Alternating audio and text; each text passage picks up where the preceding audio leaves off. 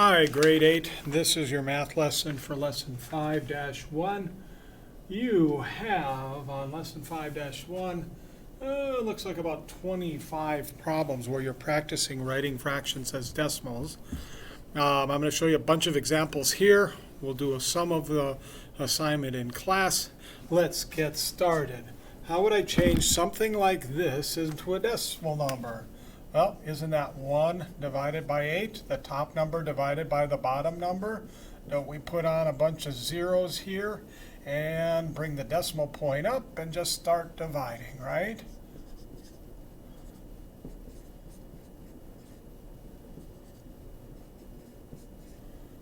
I had to bring down 2 zeros, but I'm done. The answer is 0.125. Another way to say that is 125 thousandths, right? 125 thousandths. Okay, let's go on to 1/16. The next one, same kind of work. 1 divided by 16. Okay, but 1/16 doesn't go into 1 and it doesn't go into 10, but it does go into 100 6 times. I get 96 as our answer or number to put there. And then it goes into 40 twice. And finally, it goes into 85 times. Oh boy, that's getting in the way of this problem, isn't it? So I'm going to write the answer, 0.625, and erase this problem to get it out of the way. So we're done with that one. How about 2 3/4? Well, maybe you already know that 3/4 of a dollar is 75 cents, right? So isn't 3/4 0.75? Whoops, I'm off the board there. Isn't 3/4 75 cents? So isn't 2 3/4 dollars $2.75?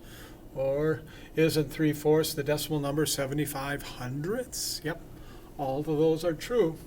Now, if you couldn't do that in your head, you could divide the 3 by the 4, and you're going to get an answer of 0.75. And now you add that 0.75 to the 2, and you still get the same answer of 2.75, either way. Okay, let's move on to this one right here.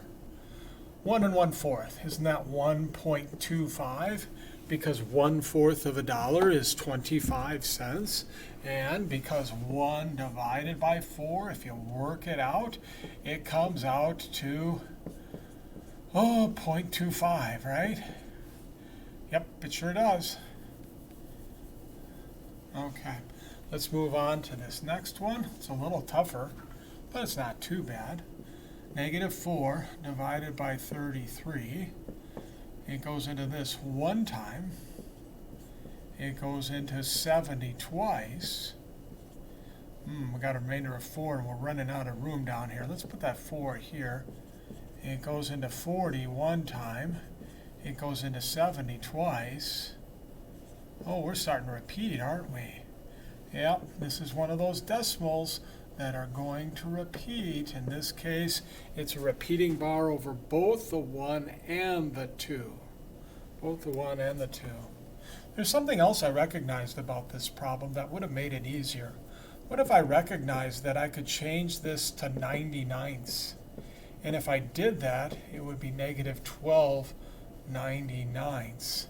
And up here, sorry, I forgot to put the negative sign there. 12 over 99, isn't that the same thing as -0.12 repeating? Right. From a previous lesson, we talked about that little trick of sorts. How about 2 11ths? Let's divide 2 by 11 and see what happens. 11 goes into 2 0 times, but it goes into 20 once. And it goes into 90 8 times.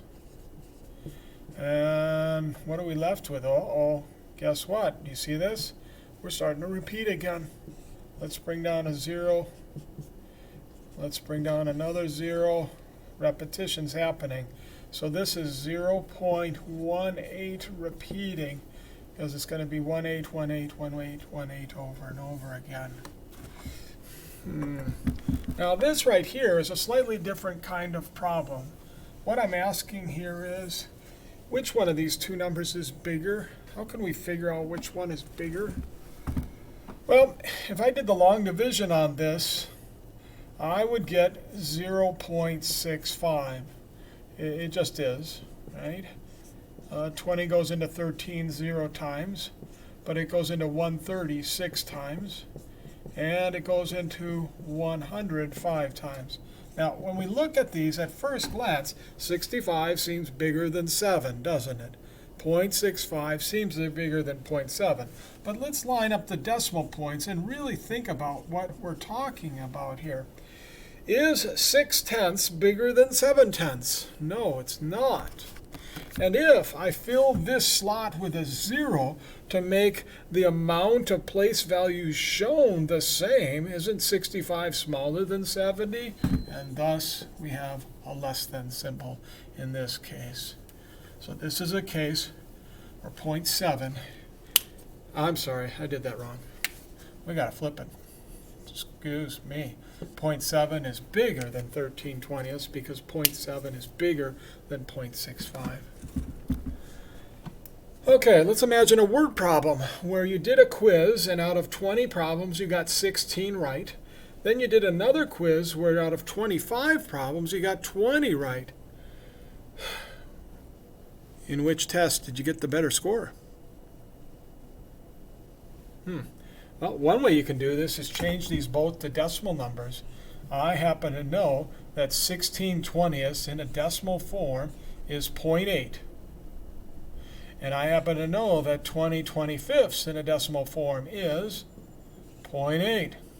In other words, if I change that into a percent value, you got an 80% on both of those grades because 0.8 is the same thing as 80%. So therefore, these fractions are equal. You did equally well on both quizzes. Now, another way you could do that is you could have changed these into fractions that have the same denominator. I'm going to change them into hundredths. But if you do that, you're going to get a situation in which both sides ends up equaling 80/100. Okay, let's move on. How about this problem right here? Which of those two numbers is bigger? Well, if I do the long division, negative 13 divided by 2, I get negative 6.5 by long division. Now, be careful because these are both negative numbers. Is this one smaller than this one, or is this one bigger than this one? The answer is that it is less than, it is smaller. Okay, let's move to this one. A couple ways we could do this. We could change these into decimals. Or we could change them into fractions that have the same denominator. For example, I could change these into 40 seconds. And if I do that, I get 36/42 here, and I get 35/42 here, which means that this one is bigger than this one. But what if I did the decimal route? 5 divided by 6 happens to be 0.83 repeating. 6/7, I don't know what that is, so I'm going to have to do the long division. I get 8, I get 5, and 7. I get approximately 0.857. Now looking at this, they have the same value in the tenths, but in the hundredths, this one has more, so it is a greater than symbol. How about this next one? Let's change this into a decimal number. Negative 15 divided by 20. I wonder what that is. 0 times, then 7 times, and then 5 times. And they're both negatives. Notice? They're equal. They're equal. How about this one? Well, I happen to know this by memory. This is negative 4.375 when we do the long division. How about which one's bigger? Well, at first glance, 375 seems bigger than 40, but is it really bigger? We got to be careful. There's a couple things going on. Let's fill this place value so that they have 3 place values in both numbers. So at first glance, 400 appears to be bigger than 375. But remember, these are negative values. So the one that appears to be bigger is actually the smaller one.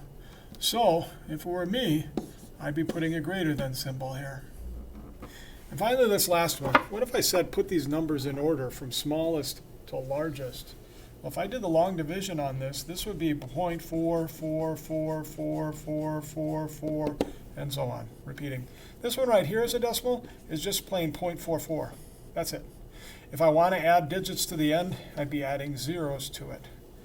And finally, this one is really 0.4. So which one's the smallest? Well, that would be the 0.4, right? This one. Second smallest would be this one right here. And third smallest would be this one right here. There they are, in order, from smallest to largest. Okay, hopefully this helps you. Thank you. Have a good day.